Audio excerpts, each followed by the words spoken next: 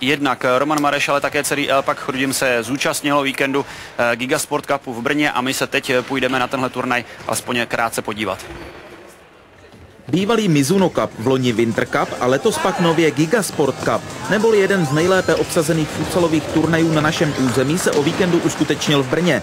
Letos sice do jihomoravské metropole nedorazila tak kvalitní zahraniční konkurence, jak tomu bylo v minulosti. Chyběli například vítěz loňského ročníku slovenská Dubnica, či tradičně velmi silné ruské a ukrajinské celky. Ovšem i tak se v hale ve Vodově ulici sešla výborná především tuzemská konkurence. Do semifinále turnaje se dostali v současnosti asi dva, co se jmen týká, nejnabitější týmy české nejvyšší soutěže.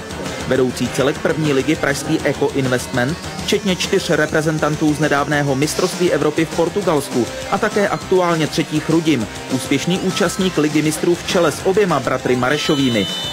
Oba favority pak doplnilo prvoligové Vysoké Mýto a také překvapení v podobě domácího brněnského Tanga, aktuálně druhého týmu druhé ligy. I když vlastně o tak velké překvapení nešlo, Tango má v sestavě bývalé ligové hráče i reprezentanty Tomáše Veselovského či Josefa Havla.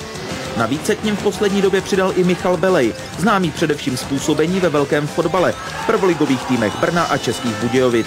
Mně skončila v Brně smlouva, ale já chci někde podepsat velký fotbal a čekám, ale do té doby, než podepíšu, tak mám možnost si to zpestřit futsalem. Právě Tango sehrálo velmi dobré první semifinále proti favorizovanému Eco Investmentu. Po remíze 2-2 musel o finalistovi rozhodnout penaltový rozstřel, při němž nakonec díky poslednímu pokusu Igora Vodeckého byli šťastnější Pražané. Ve druhém semifinále se ve východočeském derby mezi Chrudimí a Vysokým Mýtem ujal vedení díky Dvořákovi na začátku druhé půle favorizovaný Erapak. Vysoké Mýto pak vše vsadilo na ofenzívu s vysunutým reprezentačním golmanem Gerčákem. Ovšem bratři Marešové zakombinovali a Formánek definitivně rozhodl. Do finále tak podle očekávání pronikli oba favorité, Eco Investment Praha a Erapak Chrudim. Samotný zápas o prvenství začal zajímavě. Eco Investment se během první půle dostal dvakrát do dvougólového vedení. Na branky Dlouhého a Tichého ovšem nejprve zareagoval Formánek a na další příspěvek playera na 3-1 pro Pražany odpověděli Michal Mareš a ještě do poločasu srovnal na 3-3 Vladyka. Definitivní obrat v utkání pak hned po přestávce zajistil opět Michal Mareš a definitivní potvrzení vítězství Chrudimi na Giga Sport Cupu pak zařídil střelou do prázdné při soupeřově hře bez brankáře opět Mareš, ovšem tentokrát Roman. Po výsledku 5-3 se tak z výhry radovali chrudimští. Tak určitě to je prestižní.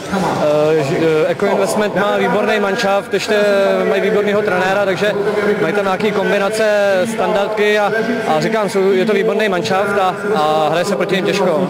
Tak zklamaný určitě jsme, ale víceméně my jsme pořád druhý, takže jsme, ne, že jsme to čekali, ale prostě jsme neumíme zvítězit a je to pro nás vlastně, já už nemůžu říct ani po naučení, ale prostě musíme se to naučit vyhrávat, no, je to prostě špatný takhle.